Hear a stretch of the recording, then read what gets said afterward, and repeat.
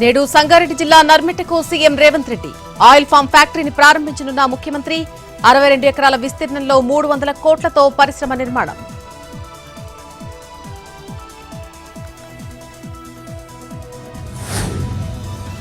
ఇవాళ మధ్యాహ్నం గచ్చిబౌలి ఐఎస్బీకి ముఖ్యమంత్రి Chandrababu south Asia learning summit లో పాల్గొనున్న ఏపీ సీఎం.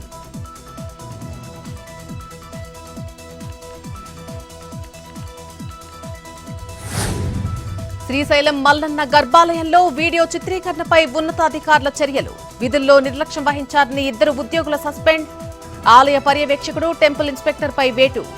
ఉగాది ఉత్సవాల్లో గర్భాలయంలో వీడియో చిత్రీకరించిన కర్ణాటక భక్తుడు.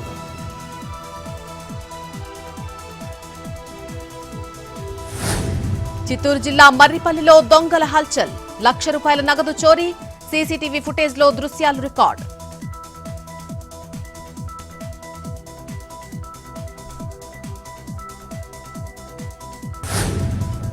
రాజమండ్రి కల్తీపాల ఘటనలో ఆగని మృత్యుఘోష. ఇవాళ మరొకరు మృతి. 16కు చేరిన మొత్తం మృతుల సంఖ్య. వివిధ హాస్పిటల్స్ లో మరో 3కి కొనసాగుతున్న చికిత్స. కల్తీపాల ఘటనలో కోలుకున్న 64 ఏళ్ల కొండబాబు అనే వ్యక్తి.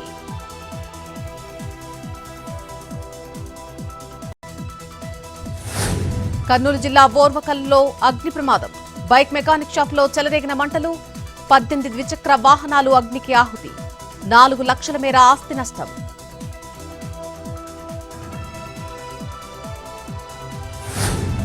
కేరళలో విస్తరిస్తున్న షిగెల్లా వ్యాధి.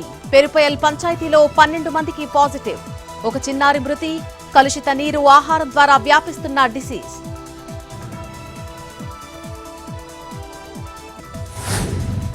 దిగివస్తున్న బంగారం ధరలు. వారం రోజుల్లో 10% డౌన్. ప్రస్తుతం 24 క్యారెట్ల 10 గ్రాముల పసిడి 1,45,970.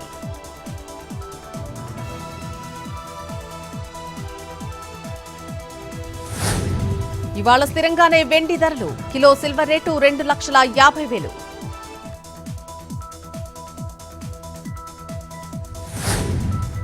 రేపు ఆన్లైన్లో జూన్ నెల దర్శన టికెట్లు విడుదల. ఉదయం వయోవృద్ధులు, వికలాంగుల దర్శన టోకెన్లు రిలీజ్.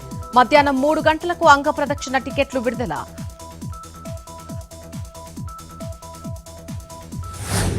ఏపీపై ఉపరితల ఆవర్తనం, ద్రోణి ఎఫెక్ట్. ఇవాళ తేలికపాటి నుంచి మోస్తరు వానలు కురిసే అవకాశం. కొన్ని జిల్లాలకు ఆరెంజ్, మరికొన్ని జిల్లాలకు ఎల్లో అలర్ట్ జారీ.